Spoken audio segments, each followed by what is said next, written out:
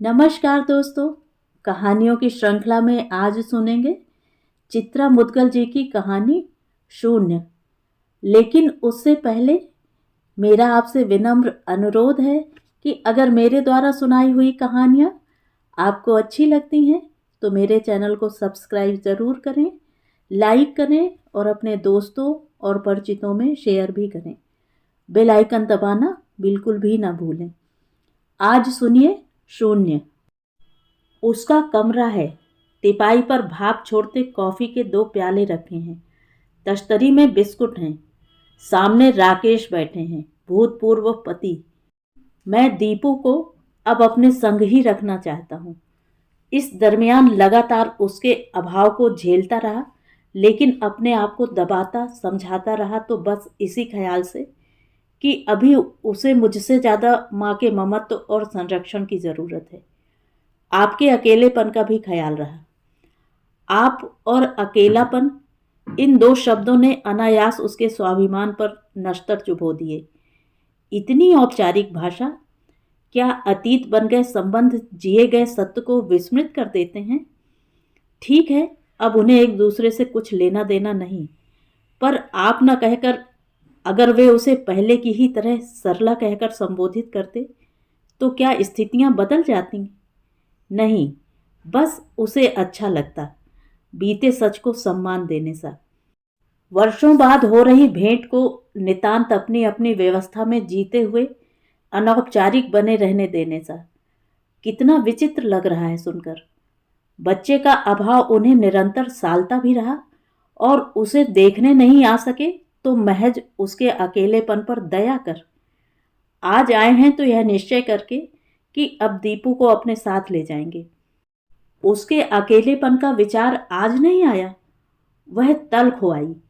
देखिए, मैंने दीपू को उन कड़वाहटों के स्पर्श से दूर रखा है। बात पूरी नहीं होने दी उन्होंने। इसमें छिपाने जैसी क्या बात है? उसके माँ बाप में नहीं पटी, नहीं पटी। उसकी माँ को छोड़ दिया है, यह भी बिल्कुल। दरअसल सच कभी बच्चों से छिपाना नहीं चाहिए। फिर आप उसे छोड़ दिया है कहकर क्यों समझाना चाह रही हैं? यह कहकर क्यों नहीं कि उसकी माँ और बाप के बीच आपसी समझदारी का अभाव रहा। बच्चे समझदार पैदा नहीं होते, उन्हें सयाना बनाना पड़ता है। और अगर सच्चाई सही तरीके से उनके सामने रखी जाए तो कोई कारण नहीं कि आपसी टूटन को वे सहज भाव से ना लें। हाँ, सावधानी बरतनी जरूरी है, उनके कोमल मानस को ध्यान में रखते हुए। मुझे यकीन है बेला इस समस्या को सुलझाने में समर्थ होगी। बेला, छन्न से उसके भीतर कुछ दरका। एक सोई टीस सहसा खुर्ची जाकर अंतर्मन के अंधेरे बंद प्रकोष्ठों से माथा पटकती पलकों में नम होने लगी। इतनी कमजोर है वह। पहली बार उसके सामने राकेश बेला के प्रति साधिकार नहीं हुए। फिर छी, भावुकता ही तो उसे दाने दाने दीमक सा चाटती रही। अब जब वह पूरी तरह अपने को उबार कर सुदृढ़ भीत सी खड़ी है, तब अपने को घुटक कर अतिरिक्त तनकर बैठ गई। ठंडी हो रही है आपकी कॉफी। राकेश ने अनिच्छा से प्याला उठा लिया। देखिए, वे घूंट भरते हुए कुछ कहने को तत्पर हुए। वह आक्रामक मुस्कान मुस्कुराई। पहले कॉफी खत्म कर लीजिए, इत्मीनान से बातें करेंगे। हड़बड़ी कैसी? राकेश ने भेदती दृष्टि से उसे देखा एकटक। संचित साहस तनिक डामाडोल हुआ। चौंकी। सामने वाले के पैंतरे तौल परख कर अपना वाट तय करने में माहिर राकेश जरा भी नहीं बदले। ठहरे कहाँ हैं? घूंट मुंह जला गया। नटराज में। कार्यालय के काम से आना हुआ? नहीं, दीपू के लिए विशेष रूप से कार्यक्रम बनाया। संक्षिप्त उत्तर। नजर इधर उधर दौड़ाकर बंधेज के घुंघरू लगे पर्दे टटोले। दीपू आया नहीं खेलकर? आता होगा, उसने अनुत्सुक भाव से जवाब दिया। महसूस किया अपने आने का महत्व न दिया जाना राकेश को अखरा। शायद उनका अनुमान रहा हो कि उसकी जगह अब भी परित्यक्ता आतंकित पत्नी कांपती थर्राती प्रतीक्षारत मिलेगी। आपको नहीं भेजना था। सुर में सीधा आक्षेप था। जैसे कहना चाह रहे हो कि आपने जानबूझकर उसे खेलने भेज दिया।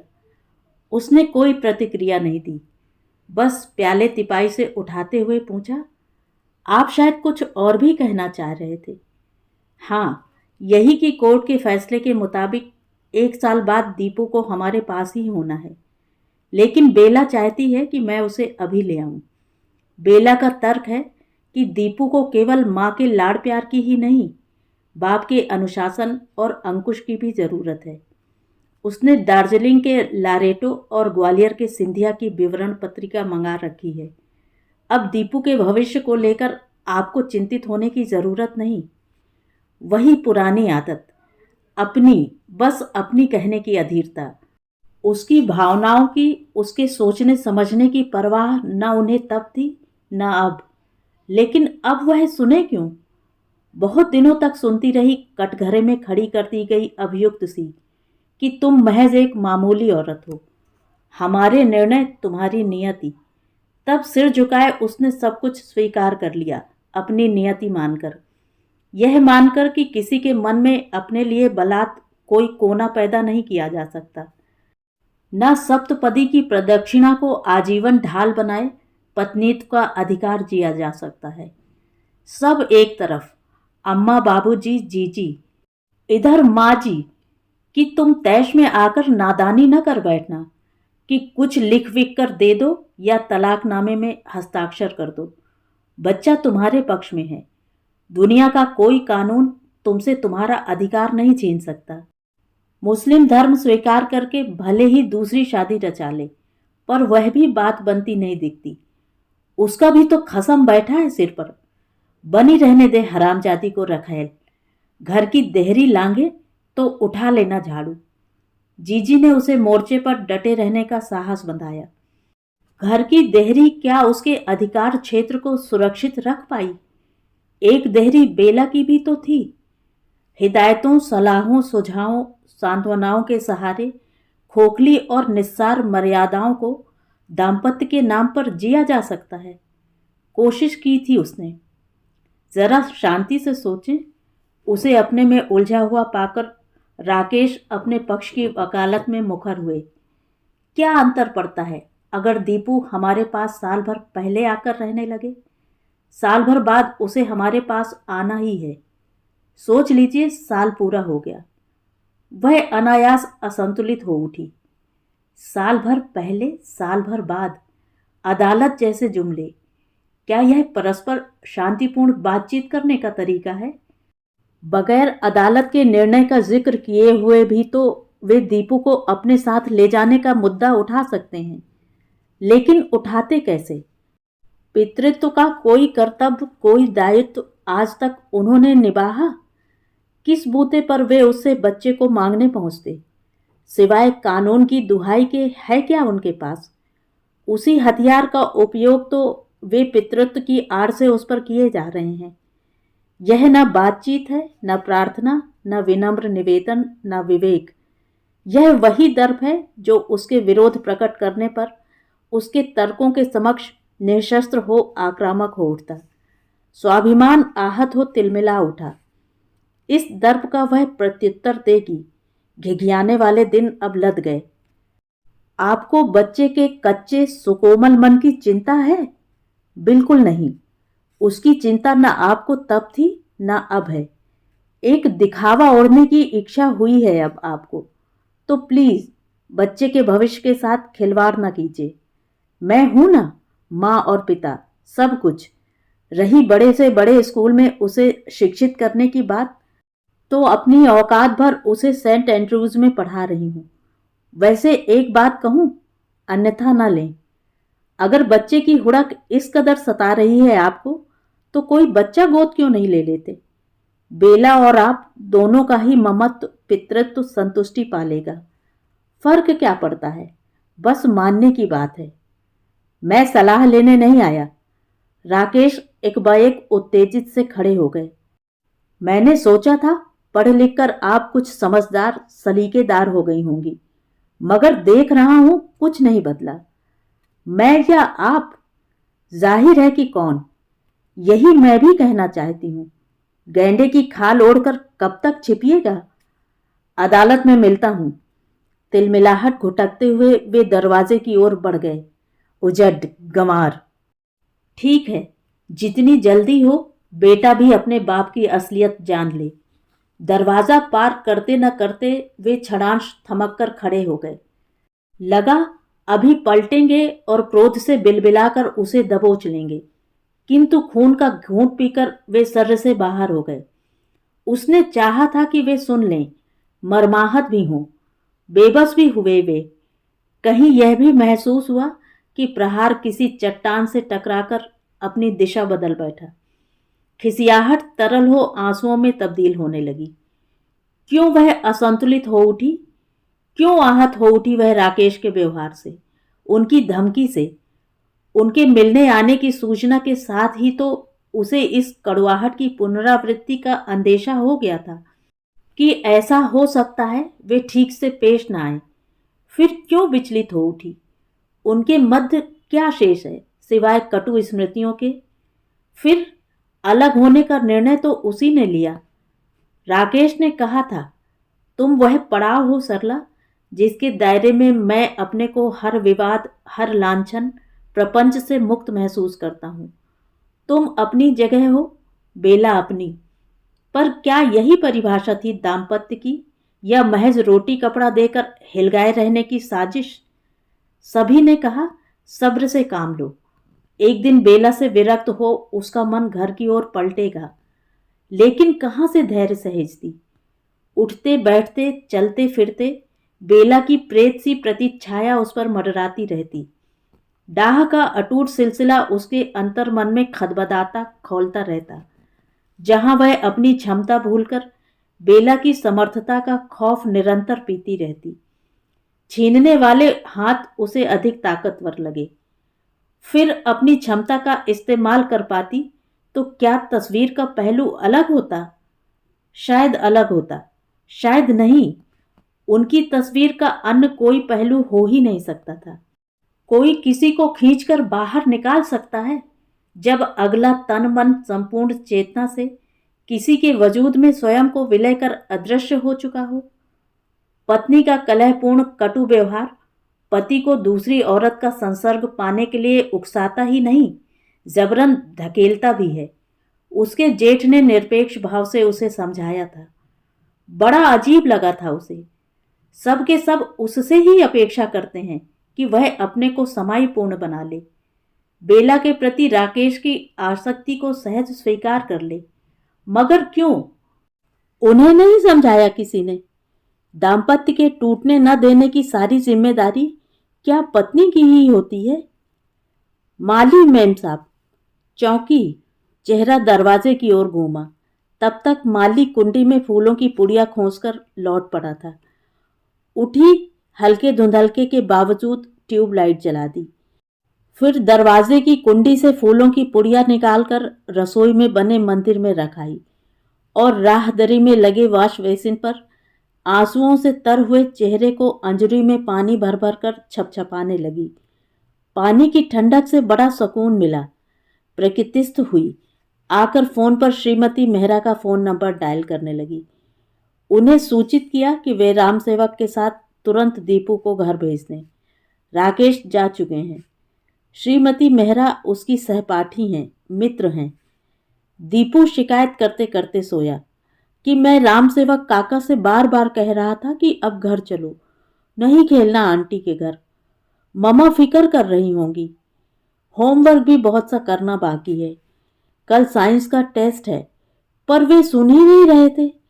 मैंने मेहरा आंटी से भी कहा, पर वे भी अरे बैठो दीपू कह कहकर रोके रहीं। मैं क्या करता? तुम गुस्सा तो नहीं हो मुझ पर? कुछ बोल क्यों नहीं रही? राम सेवक काका को जरूर डांटना। ये बुढ़े लोग किसी का कहना क्यों नहीं मानते? कुछ बोल पाने की स्थिति ही नहीं रही उसकी। बस आशंकित सी प्रतिपल सावधान बनी रही कि कहीं वह सूंघ न ले कि उसके पापा आज उसके घर आए थे और फ्रिज में रखा मिठाई का डिब्बा वही लाए हैं। दीपू के जिज्ञासा प्रकट करने पर उसने फौरन बहाना बनाया कि वह स्वयं ब्रजवासी की दुकान तक गई थी। यहाँ तक कि रैपर तक निकाल फेंकने की सतर्कता बरती उसने। अभी नहीं चाहती कि दीपू पर प्रकट हो। उसके पापा विदेश में नहीं बल्कि यहीं हैं और उन्होंने उन्हें छोड़कर दूसरा ब्याह रचा लिया है। चाहती है कि दीपू थोड़ा बड़ा और समझदार हो जाए, तभी जीवन की कटु वास्तविकताओं से उसका सामना हो। दाम्पत्य की विघटन की कड़वाहट बड़ी जहरीली होती है, बच्चे के दिल दिमाग को भ्रमित कर देने वाली, असहज बना देने वाली, उसके कोमल मन में एक खोह को जन्म देने वाली। नींद नहीं आ रही। दीपू की चादर को कई बार ठीक किया, सिर के नीचे से सरक गया तकिया सहेजा। बड़ी देर तक उसके अबोध चेहरे को निर्निमेष ताकती रही। क्या वाकई राकेश दीपू को उससे छीन लेंगे? वह फिर अपने विपन्न होने और कर दिए जाने की यंत्रणा भोगने को विवश होगी। हृदय की बेचैनी अनायास नम हो, भीजी पलकों के ओर छोर घुमड़ती कनपटियों पर अजस्र धारा सी बह निकली। राकेश क्यों आए बिसर गए विगत को कुरेदने, जिसे दीपू के होमवर्क में, कॉलेज के वक्तव्यों की तैयारी में, कक्षा के उल्लासपूर्ण जीवंत वातावरण में विलय कर वह लगभग भूल चुकी थी। बरसों पहले शुरू की गई अपनी नितांत दरिद्र जिंदगी को वह नए मायनों में जीने की अभ्यस्त हो चुकी थी। 3 शहर 3 कॉलेज बदलकर हर शहर हर नौकरी ने उसे आत्मबल ही नहीं दिया, सामर्थ्य बोध से भी पूरा। ग्रीष्मावकाश में या तो वह दीपू के साथ बाबूजी और अम्मा के पास पहुंच जाती या किसी सुरम्य पहाड़ी स्थान पर सैर को। दीपू को पहाड़ मोहते हैं, उसे भी, जैसे दीपू ने उसके मन को पढ़ लिया हो। छुट्टियां होने के पूर्व ही घोषित कर देता कि नाना नानी के पास सिर्फ हफ्ते भर रहेंगे और वहीं से नैनीताल चल देंगे। पहाड़ों से लौटते हुए नई स्फूर्ति, नई दृढ़ता अपने में संचित कर लाती। पर आज सारी दृढ़ता राकेश को सामने पाकर मोम सी पिघल उठी। क्यों?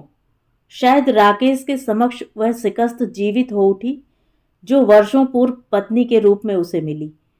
अकेलेपन का इतना गहरा एहसास आज से पहले उसे कभी नहीं हुआ। क्या पुरुष के बगैर जिंदगी अधूरी है, बेबस है, बेमायने है? क्या गढ़ा स्वयं को? जब तक राकेश के साथ रही, यही ख्याल दीमक की भांति चाटता रहा। उनसे अलग होकर भी अरसे तक वह इसी ख्याल से बिंधी पस्त गुलाटियां खाती स्थिर नहीं हो पाई। फिर लगा कि अपने को पहचानने की कोशिश करनी होगी। राकेश उसकी पहचान नहीं, न जिंदगी में, न समाज में, न करियर में। आत्मबल ने उसे अपनी पहचान की परिभाषा दी, किसी तने के अवलंबन से मुक्त। हालांकि बाबूजी उसकी इस परिभाषा से संतुष्ट कम, चिंतित अधिक हुए।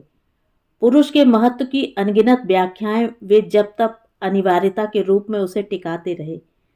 कितनी दफे उसकी जानकारी में, कितनी दफे अनभिज्ञता में उन्होंने अखबारों और पत्रिकाओं में वैवाहिक विज्ञापन देकर उसके जीवन की दिशा बदलनी चाहिए।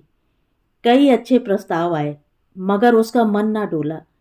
उसका एक ही उत्तर था, दीपू है, मैं हूं, जिंदगी मजे में कट रही है। दीपू के रहते कैसा अकेलापन। फिर आप दीपू के लिए बाप खोज रहे हैं या खोज पाएंगे?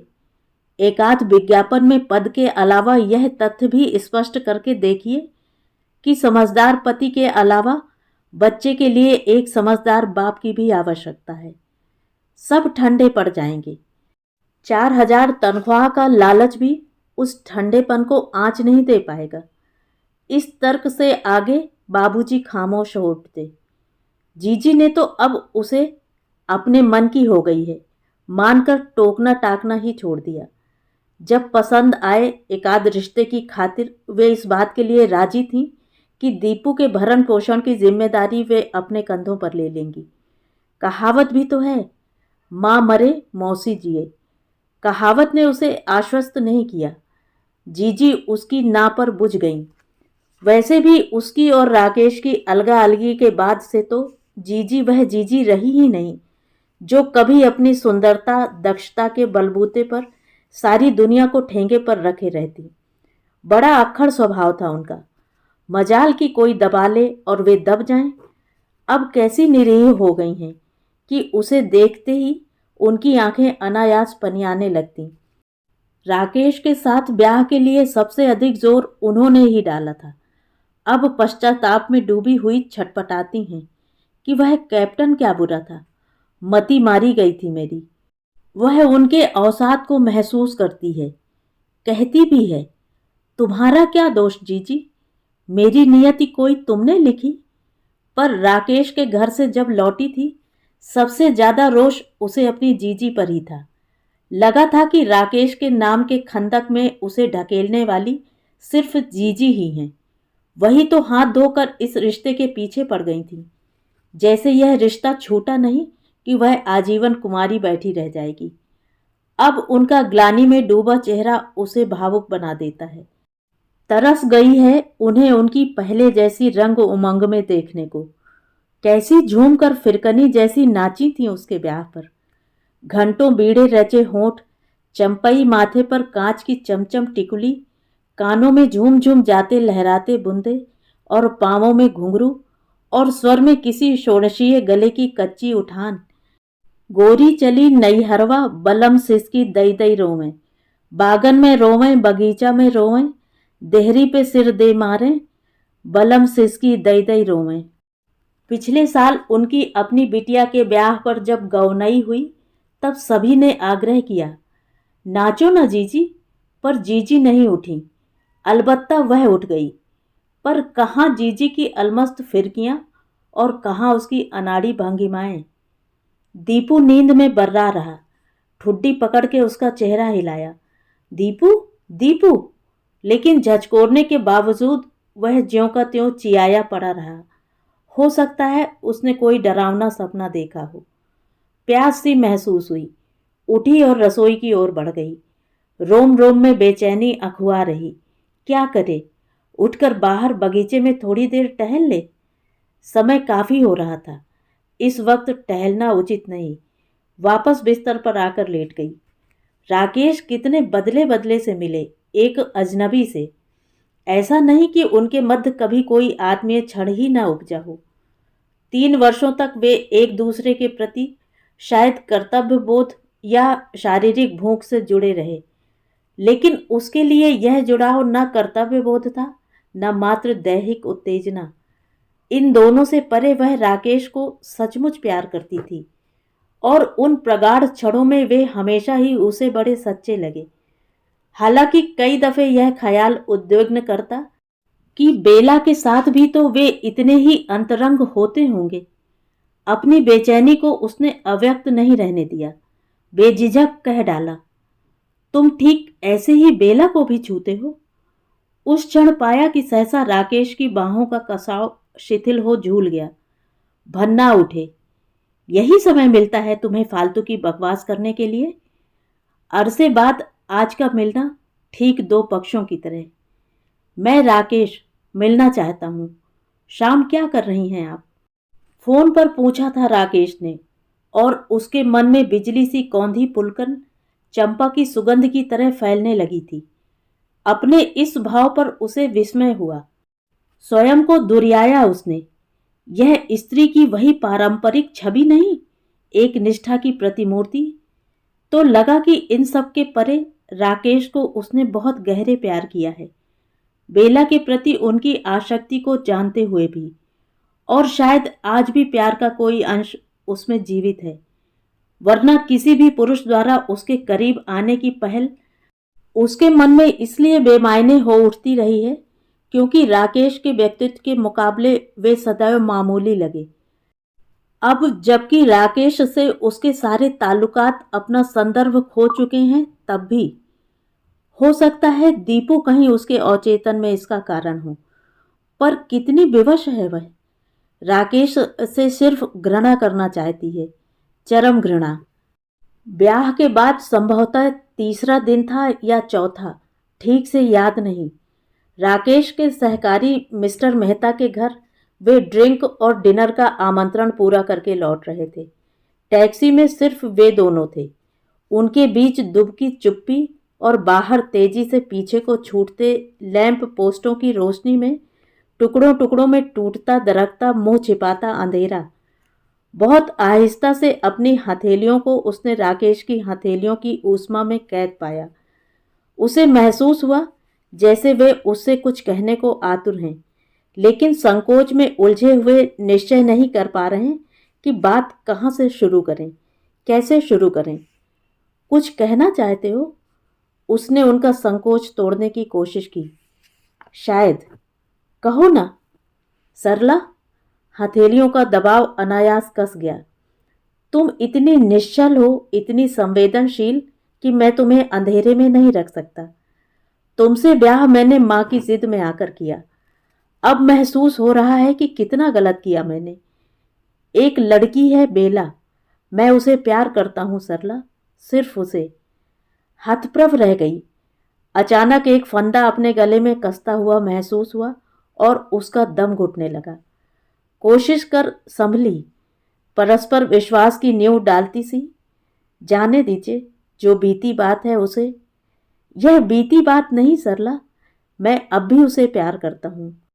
मैंने माँ से आग्रह भी किया था कि माना लड़की तुमने पसंद की है, पर मुझे भी तो उसे देख लेने दो। मगर माँ मुझसे अधिक चालाक और सतर्क निकली। उन्होंने मेरा आग्रह नहीं रखा।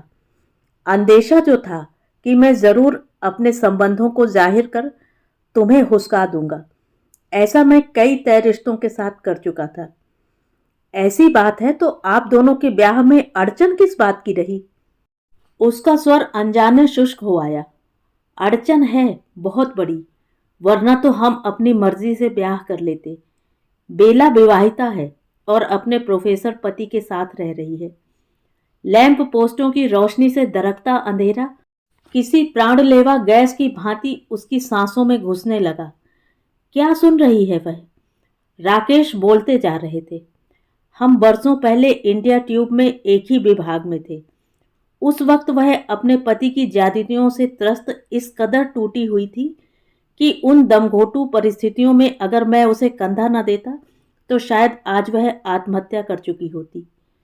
बच्चे हैं उनके? अपना सवाल स्वयं को ही विचित्र लगा। हाँ, एक लड़की थी। थी? 1.5 वर्ष की होकर नहीं रही। सहसा वे अस्थिर उत्तेजित हो उठे।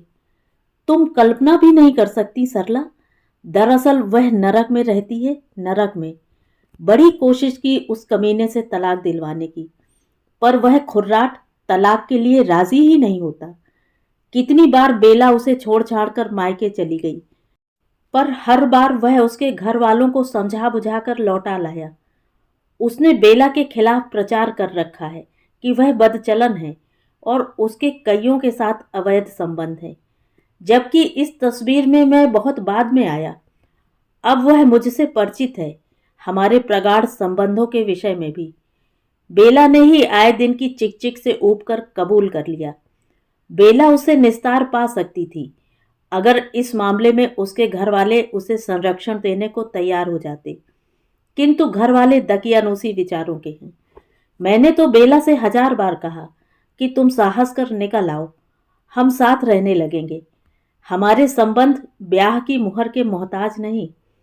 फिर वह सारा प्रलाप सांस रोके सुन रही थी। उसने ही पांव पीछे खींच लिए। संजीदगी में डूबा एक लंबा निश्वास छोड़ा राकेश ने। और इसीलिए मैं नहीं चाहता था कि जब मैं भावनात्मक रूप से किसी और के साथ जुड़ा हुआ हूं तो ब्याह किसी दूसरी लड़की से कर उसकी जिंदगी बर्बाद करूं। लेकिन माँ ने एक नहीं सुनी। मैंने तुम्हारे घर एक गुमनाम खत भी लिखा, साथ में बेला और अपना एक सम्मिलित चित्र भी भेजा, ताकि संबंध से इनकार हो जाए। पर तुम्हारे घर वाले भी पूरे घाघ निकले, चिट्ठी हजम कर गए। अब मैं एक ऐसे दुष्चक्र में फंस गया हूं कि कुछ सुझाई नहीं दे रहा। बेला मेरे दिल दिमाग से जुदा नहीं हो पा रही। केवल तुम ही उबार सकती हो मुझे इस भंवर से। जानता हूं यह सब सुनकर तुम मुझसे जरूर नफरत करने लगोगी, स्वाभाविक भी है, लेकिन मुझे संभाल लो ताकि मैं जबरन थोप दिए गए दायित्व के प्रति ईमानदार हो सकूं। धैर्यशील हो कहना चाहती थी, सब ठीक हो जाएगा, मैं जो आ गई हूं। मगर अचानक निर्धन हो जाने के एहसास ने उसकी सारी ताकत निचोड़ ली। खुद को संभालेगी या राकेश को? कैसी मात है जो जिंदगी की शुरुआत में ही उसकी झोली में शिकस्त डाल गई। जरा टैक्सी तो रुकवाओ सरला, जी उमथा रहा है मेरा, जल्दी, राकेश ने अटके अटके शब्दों में कहा। और टैक्सी से उतरते न उतरते जो भभुआ भभुआ कर उल्टियां की कि उसका कलेजा मुंह को आने लगा। घबराहट से पूरी देह थर्राने लगी। यूं कहो कि ड्राइवर भला आदमी था। आगे बढ़कर उसने राकेश को संभाल लिया। आप गाड़ी में बैठो बहन जी। उल्टियां थमी तो उसने अपने थर्मस से पानी निकालकर उनका चेहरा धोया, कुल्ला करवाया, फिर सहारा देकर आहिस्ता से सीट पर लिटाकर उनका सिर उसे अपनी गोद में रख लेने के लिए कहा। पीने के बाद जास्ती बोलना नहीं मांगता, पर पीने के बाद ही आदमी जास्ती बोलता है, ड्राइवर ने गाड़ी स्टार्ट करते हुए टिप्पणी की। इतना न पीते तो शायद अंतर्द्वंद को अभिव्यक्त कर पाने का साहस न जुटा पाते। उठते बैठते चिट्ठी वाला प्रसंग जी को मथता रहा। चिट्ठी तो मिली थी एक, घर पर हंगामा भी खूब मचा था, पर तस्वीर का तो जिक्र नहीं उठा। क्या जीजी ने तस्वीर गायब कर दी थी? निश्चित ही जीजी ने छिपाई होगी। राकेश झूठ क्यों बोलेंगे? उन्होंने बाबूजी को बस गुमनाम चिट्ठी भर दिखाई थी, वरना बाबूजी तस्वीर के प्रमाण को हरगिज उपेक्षित न कर पाते। यूं तो जब से उसका तिलक हुआ था, राकेश के विषय में किस्म किस्म की अफवाहें उन तक पहुंचती रही थी, पर उन अफवाहों को बाबूजी ने गंभीरता से नहीं लिया। हाँ, चिट्ठी ने उन्हें जरूर विचलित कर दिया। वे संबंध लौटा लेने के बारे में सोचने लगे थे, पर जीजी ने उनकी दुश्चिंता को उनका दिमागी फितूर कहकर हंसी में उड़ा डाला और गुमनाम चिट्ठी के प्रेषक को उसके उद्देश्य सहित ढूंढ निकाला। और किसी की नहीं, यह सरासर ताऊजी की शरारत है। पूछो क्यों? बाबूजी अविश्वास से ताकते रह गए थे जीजी को। गए थे भदोही वाले मौसी के रिश्ते से राकेश के घर अपनी बुढ़ा रही फूला बिटिया का संबंध करने। उनसे लड़की की जन्म पत्री मांगी गई। उन्होंने मुझसे पता लगवा लिया था कि लड़की उम्र में बड़ी ही नहीं, टपंकी भी है। ताऊजी पोल खुलने के डर से आनाकानी करने लगे कि इसकी तो जन्म पत्री ही हमने नहीं बनवाई। उन्होंने संबंध से इनकार कर दिया। उसी की खुन्नस है। अपनी के लिए गए तो लड़का चरित्रवान था। सरला की बात पक्की हुई नहीं कि दुष्चरित्र हो गया। याद करो, परसों आए थे ताऊजी तो कैसा सगापन उमड़ा चला आ रहा था। नहीं कह रहे थे कि हरि कृष्ण, समय है, सोच विचार लो ठीक से। तुम कहो तो अभी कच्चा चिट्ठा खोल दूं, न दीदों में तेल डालने वाली नौबत आ जाए तो कहना। चट से उठकर वे बाबूजी की अलमारी खोलकर ताऊजी के बर्मा से लिखे गए खत निकाल लाईं, जो अपनी नौकरी के दौरान उन्होंने बाबूजी को लिखे थे। लो, कर लो मिलान। देखो रे लिखने का तरीका है ना हूबहू वही। मगर उन्हें क्यों बुरा लगेगा? तब से खामोश सुन रहे बाबूजी ने प्रतिवाद किया। इतने बड़े घर में सरला का रिश्ता हो रहा है, उन्हें पेचिश नहीं होगी? आप सठिया रहे हैं, फिजूल की दुविधा पाल रहे हैं। शादी ब्याह में तो ऐसी अड़ंगेबाजियां खुल्लम खुल्ला चलती हैं, पर कोई कान नहीं देता। अरे मैं कहती हूं कि भरोसा नहीं ताऊ जी का। हो सकता है अब तक तो उन्होंने सरला की बदचलनी का भी कच्चा चिट्ठा बना बुनू राकेश के घर पो दिया हो। बस कर लल्ली, तू तो न जाने कहाँ की खोद कर ले आती है। बाबूजी उलझे से परास्त भाव ओढ़े उठ गए। जीजी ने यही सोचा होगा, कुछ होगा भी तो शादी के बाद सब ठीक ठाक हो जाएगा।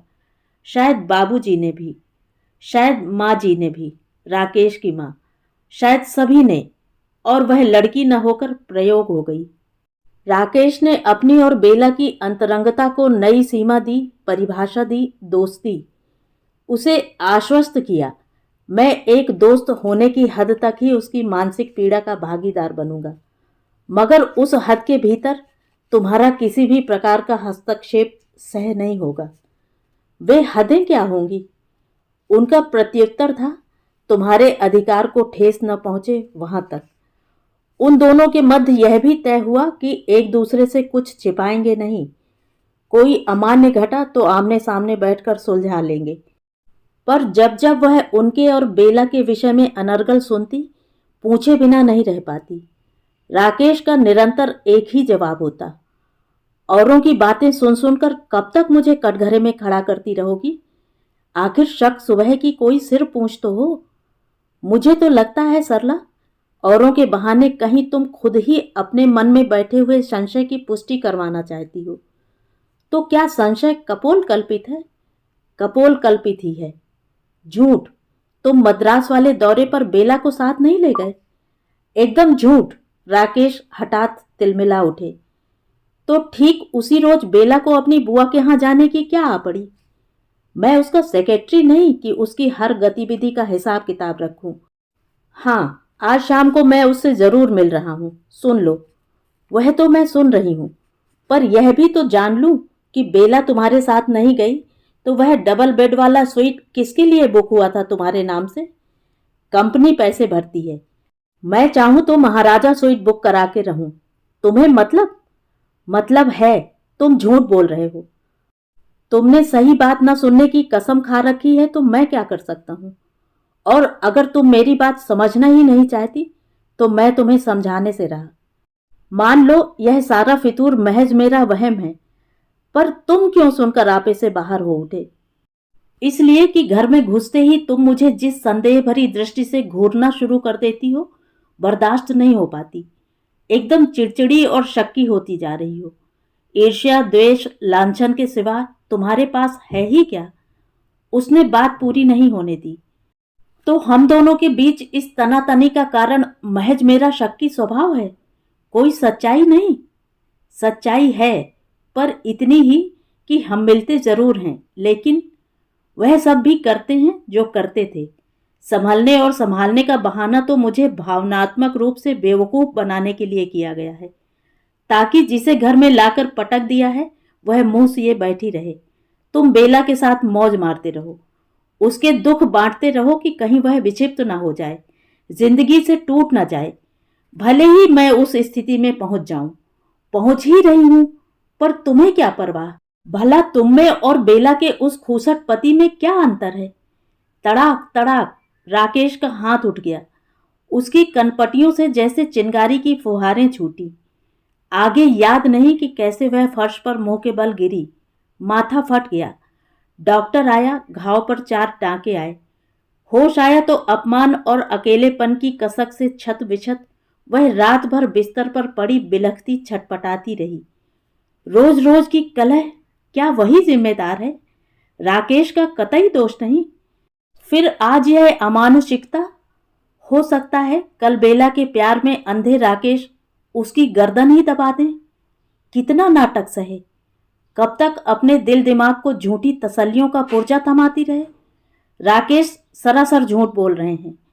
भेदिए उसे खबर दे जाते हैं कि पानी सिर से ऊपर हो रहा है। मान लो अब उसे यह पुरुष छिनरापन बर्दाश्त नहीं हो पा रहा, तब सिवाय अलग हो जाने के दूसरा क्या समाधान है? अपने आप को जिंदा बनाए रखने का भी। राकेश नहीं बदल सकते। उन्होंने हमेशा ही एक बात पत्थर की लकीर सी दोहराई है, बेला अपनी जगह है, तुम अपनी। वह लाख कोशिश करके भी इस व्यवस्था का हिस्सा नहीं बन पा रही, हो भी नहीं सकती। बेला विश्वास और सामर्थ्य पा रही है।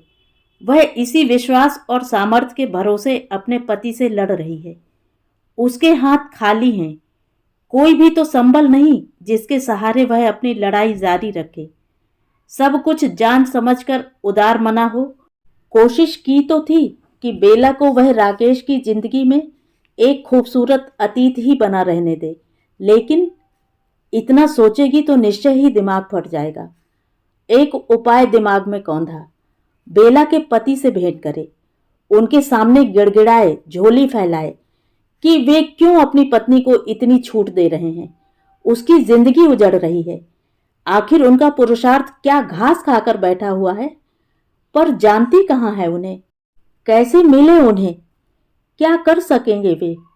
अपना घर नहीं सहेज पाए तो उसकी क्या सहायता कर सकेंगे? नींद खुली तो पाया राकेश चाय का मग लिए कमरे में उद्विग्न से चहलकदमी कर रहे थे। तकिए के सहारे उठकर बैठ गई। लगा कि उसे देखेंगे तो फौरन पास आकर चोट का हाल पूछेंगे, अपनी नीच हरकत पर माफी मांगेंगे, अपनी शर्मिंदगी महसूस करेंगे तो वह भी सहज हो लेगी, माफी भी मांगेगी कि आइंदा से वह उन्हें इस कदर जलील नहीं करेगी, उल जलूल नहीं बकेगी, भले ही सूचनाओं में सच्चाई क्यों न हो। इस तरह तो बात बिगड़ेगी ही बिगड़ेगी। ठीक इसके विपरीत राकेश ने उसे देखा, चाय का मग लिए पलांश उसके सिरहाने खड़े रहे, पर बोले नहीं उससे। चेहरे पर पश्चाताप की लेश मात्र छाया नहीं देखी, न अपनी बर्बरता का क्षोभ। हो सकता है वे सामना न कर पा रहे हों। अंतस ने तर्क दिया, ठीक है, वही बुला लेती है। किंतु उसके पहल करने के पूर्व ही वे शेव करने और नहाने धोने के बहाने नहान घर में घुस गए। आहत हुई, आंखों से विवशता बहने लगी। यह क्या बहू, सुबह सुबह यह रोना पीटना? उठो, चाय पियो। ऐसे घर में सुख शांति आने से रही। चलो उठो। अनमनी सी उठी, वॉश बेसिन पर जाकर मुंह धोया, माथे की पट्टी बचाकर। आंसू रुकते ही नहीं थे। कई पल गुजर गए वॉश बेसिन पर झुके हुए। बहलाहट भरे निश्चय के साथ अपने को संयत किया। आंसू रुके, एक गीली कड़वाहट आंखों में फिर भी करकती रही। आकर चाय का प्याला उठाया ही था कि पाया राकेश दफ्तर जाने के लिए एकदम तैयार खड़े हैं। ब्रीफ केस लेने के लिए झुके तो उसने सदैव की भांति ब्रीफ केस उठाकर उसे आगे बढ़ा दिया। वे दरवाजे की ओर बढ़े तो वह भी शेष रोष थूक साथ होली, कब तक लौटोगे? रोज सुबह का बंधा हुआ सवाल पूछने से स्वयं को रोक नहीं पाई। कह नहीं सकता, सूखा संक्षिप्त प्रत्युत्तर मिला। दफ्तर नहीं जा रहे हो क्या? नहीं, बेला और उसके बड़े भाई को लेकर वकील के घर जाना है। वह चौंकी, कोई खास बात? बेला ने घर छोड़ दिया है। उसके पति उसे तलाक देने के लिए राजी हो गए हैं। संभवतः आज तलाक के कागजों पर दस्तखत हो जाएं। कानूनी कार्रवाई के अनुसार। एकाएक लगा माथे के टांके फट गए हैं। फर्श घूम रहा है, घूम रहा है। सूखते गले से बस इतना ही निकला। रह कहाँ रही है? रिश्ते की अपनी एक मौसी के पास। राहदरी पार कर वे लिफ्ट के पास पहुंच गए। बटन पर अंगूठा दबा दिया। बुदबुदाते हुए से बोले, 3 दिन से नानावटी में पड़ी हुई थी। प्रोफेसर ने तू मैं में उसे इतना जबरदस्त धक्का दिया कि वह ड्रेसिंग टेबल के मेज से टकरा गई। कूल्हे की हड्डी उतर गई। पढ़े लिखे लोगों में ऐसी पाशविकता। उन्होंने प्रोफेसर को हिकारत से धिक्कारा, जानवर कहीं का। उसके चेहरे पर एक विद्रूप फैल गया। लिफ्ट का दरवाज़ा खोलते हुए हौले से बोली, एक मेरे घर में भी तो है, मैकेनिकल इंजीनियर। कोई प्रतिक्रिया नहीं मिली। बस धड़ाम से लिफ्ट का दरवाज़ा बंद हुआ। लिफ्ट नीचे सरकने लगी। वह बुत सी खड़ी रही। लगा कि उसकी संपूर्ण चेतना शून्य हो उसे प्रतिहिंसी बना रही है। अम्मा ने क्या नहीं किया, गंडे, ताबीज, भभूत, व्रत, जाप, मनौतियां, लेकिन कोई असर नहीं हुआ। इनसे होना भी क्या था, जानती थी, पर चारों तरफ से टूटी, थकी हारी, जैसे किसी चमत्कार की प्रतीक्षा में आस लगाए इशारे पर नाचने को तैयार थी। कितनी भभूतों को राकेश हजम कर गए, कितनी मठें बेला पर बेअसर रहीं। बाबूजी ने लिखा, चली आओ, आखिर पढ़ाया लिखाया किस दिन के लिए है। पर अम्मा और जीजी इस पक्ष में नहीं थी। क्यों वह अपना बसा बसाया घर सौंप दे हरजाई को? बनी रहे रखेल, जिस दिन चू चपड़ की खड़ा कर देंगे कोर्ट में, पीछे 7 साल चक्की। लेकिन कैसा घर?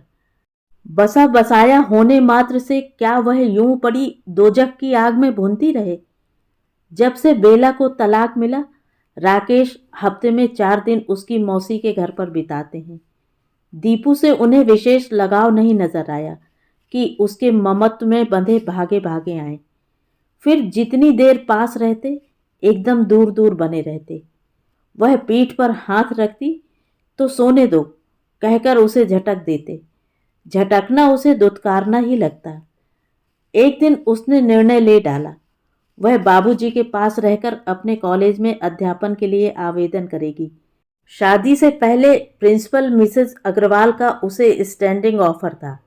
जब नौकरी की सोचो सरला, अपने कॉलेज में आ जाओ। राकेश ने कहा, तुम अपनी मर्जी से जा रही हो। उसने कहा, किसी के पीछे खूंखार कुत्ते छोड़ दो। वह भागे तो पूछो कि वह क्यों भागा। क्यों, यही सच नहीं? एक जिद थी उसकी। जिद क्या, शर्त थी।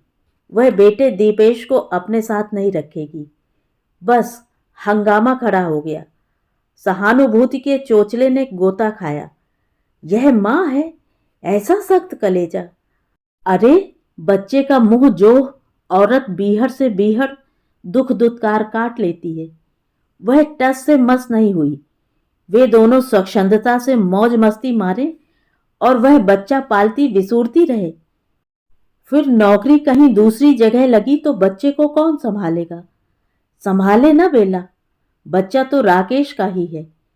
एक तलाकशुदा औरत का निभाव समाज में सहज है। फिर उसकी गोद में बच्चा टंगा हो, उसकी जिंदगी में तो यूं ही सैकड़ों पूर्ण विराम लग जाते हैं।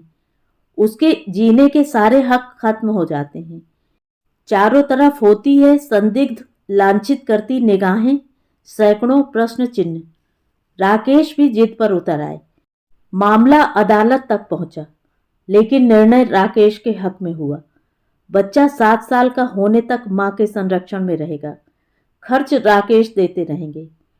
उस रात तो वह जैसे पगला उठी थी अपनी व्यवस्था पर। उसने रोते हुए दीपू की गर्दन दबोच ली थी, पर तभी बच्चे की घिघियाने की आवाज सुनकर बगल वाले सहन में जाग रहे बाबूजी दौड़ पड़े। उनके हाथों का करारा थप्पड़ खाकर ही उसे होश आया कि वह किस अनर्थ की भूमिका गूंथ रही थी। अजीब सी विक्षिप्तावस्था हो गई थी उसकी। सभी सहम गए। उस रोज के बाद अम्मा ने दीपू को कभी उसके पास नहीं सुलाया। मती मारी, गर्दन दबानी ही है तो उसकी दबाती। इस निर्दोष के पीछे क्यों हाथ धोकर पड़ी है? अम्मा ने उसे लताड़ा था। उसे याद है, कुछ दिनों तक तो ऐसी सावधानी बरती गई कि किसी क्षण दीपू उसके साथ अकेला न हो जाए। दूध भी ऊपर का ही पिलाने लगी अम्मा। दीपू का पेट भरे उतना होता भी नहीं था। आज आज वह दीपू के बगैर एक पल भी नहीं रह पाती। कॉलेज में होती तो राम सेवक काका को फोन कर उसका हाल जानती रहती, हिदायतें देती। दीपू फोन पर आता तो उसके गिले शिकवे सुनते सुनते फोन से अलग होने का दिल ही ना करता। कैसी भोली बातें करता कि सब कुछ भूल जाती। दीपू उसकी जिंदगी की पूर्णता और प्रवाह का पर्याय बन गया है। पर आज फिर से बरसों पुराने सवाल ने सिर उठाया। प्रेम का उद्दाम जहां एक के प्रति समर्पण की अति को छूता है, वहीं दूसरे के प्रति कितना निर्मम, उपेक्षापूर्ण और असंवेदनशील हो उठता है।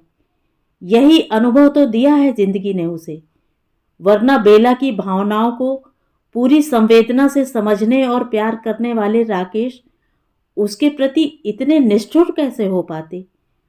उस दुःस्वप्न के अनुभव का हिस्सेदार वह दीपू को नहीं बनाना चाहती।